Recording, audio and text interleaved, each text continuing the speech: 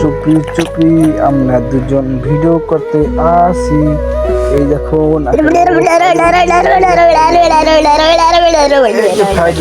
যে সুন্দর একটি ফাইনুস, সে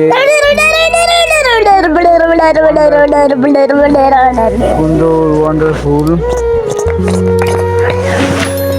ওয়াও ওয়াও,